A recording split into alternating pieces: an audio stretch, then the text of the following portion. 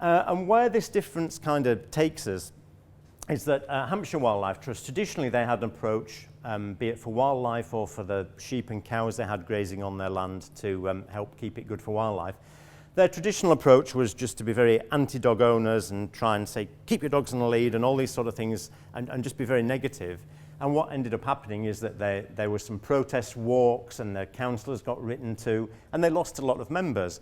Because actually a lot of people who have dogs do like wildlife too. Around 40% of members of the Royal Society for the Protection of Birds have dogs. So again, in terms of membership organisations, that's important. And as we were saying at the start, in Wales, that's a third of all households have a dog, so that can translate into votes as well.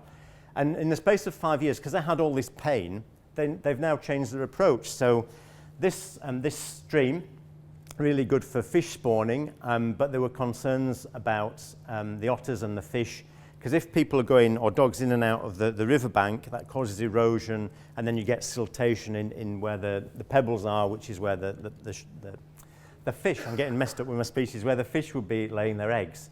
Their traditional approach was fence it all off both sides, keep out, whereas dogs would end up jumping over it, or some people, and it's criminal damage, but were cutting holes in the fence or pushing their dogs underneath it. Just wasn't working. So actually their approach was okay. So people want their dogs to go in the water a bit. Actually, they're not saying they want access to the whole of the river, they just want somewhere where their dogs can cool off. So what they did, nearest to the public right of way, which runs on here, so the bit that was likely to be most disturbed anyway, they put in a dog swimming area. So they put in these railway sleepers and gravel so the dogs could get in and out without eroding the riverbank. So the dogs were cleaner as well. So the dog owners were happy with that. So they just provided somewhere it could be done, and that was fine. And also the relationship with these visitors was also like, oh, the Wildlife Trust quite likes dog owners and we didn't want to go everywhere. And actually it's just changed the whole approach. The concerns were still the same about wildlife and the fish and whatever, but it's just turning these things on its head to see how they can do these things better. Again, I pulled out some of the stock issues. So this is in the Malvern Hills, so sort of between here and heading towards Birmingham. There they had issues with sheep attacks, and what they did there, if you're a visitor, you can look on their website and the weekly newspaper, and that tells you the compartments where the sheep are being grazed at that time. So you can know which car parks to go to avoid the sheep. But they also work with vets in busy car parks, so the vets would scan for a microchip, they would talk to the dog owners about worming and stuff, and also some of these vets will have dealt with the horrific aftermath of attacks on sheep and horses and stuff. Hearing the messages from them is far more persuasive than actually it coming from wardens or people who are not seen to be as pro-dog. And the other thing is, for the vets, it was great publicity for them. It's like, oh, you love my dog, you gave it a free biscuit, you check this out, you know, good for business. So again, and they worked with local dog trainers. So actually what they did, they set up some dog training in the outdoor sessions, because alas, most dog training happens in church halls where we don't have too many rabbits and deer and stuff. So people are trying to do the right thing, but actually getting people to understand how to, where they need to have leads in the outdoors, because people sometimes just aren't that sure, or they're not always sure when they enter a site of special scientific interest. And actually saying, a way to get better recalls is to train with a whistle, because when you whistle a dog back, there isn't that Fenton kind of thing. It's like, oh, scary. And actually we talk so much to our dogs that to expect them to pick out certain words like come in a whole sentence of us burbling away, because we're a very verbal species, it's quite hard. But a whistle, as you'll see some fantastic gun dogs walking, a whistle is very clear and consistent, and different members of the family can use it in the same way. So, but people just generally don't know that. So it was like, how do we work with the dog owning community to help them actually have more control and have more freedom and inherently reduce the impact on farmers and other people? Again, something that worked well. And in Brighton and Hove, they took this even further. So here we've got a city, but it has lots of green space that they want to graze to save money for the council instead of mowing it, but B, because it's good for wildlife. So they had these sheep, but they were finding that they were getting attacked. So actually they set up this volunteer shepherd scheme. And actually, who are the people most likely to be out on a day-to-day basis to see if sheep are in trouble? The dog owners. It's like when a dead body's found, who finds it? It's people out walking their dog. Don't make the connection that we've got all these homicidal dog owners that are doing all this.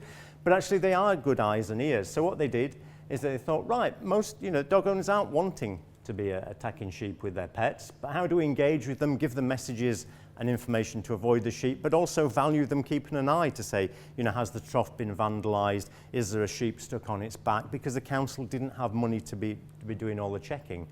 So they did that, and the majority of people who are these, what they call lookerers, the volunteer shepherds, were actually dog owners.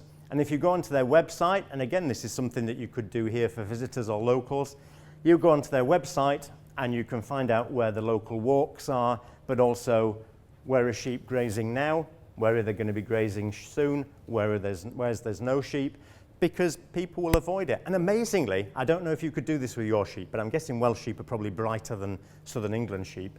They have a Twitter account that a sheep apparently runs, the Brighton and Hove sheep. So when they're moving sheep from one place to another in any of these areas that they're managing, it says, like here, the sheep at Waterhill have moved down to the next session. They are now on the bit by the dew pond.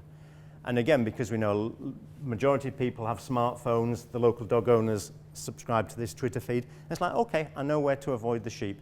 That might not be something people can do at an individual farm level, because often farmers are wanting to just get on with their day-to-day business. But there are things that can be done on public lands, or actually helping farmers provide this information. The same can be done where you've got areas where there's shooting taking place, or whatever, that actually helping people know where they can go and what they can do works really well.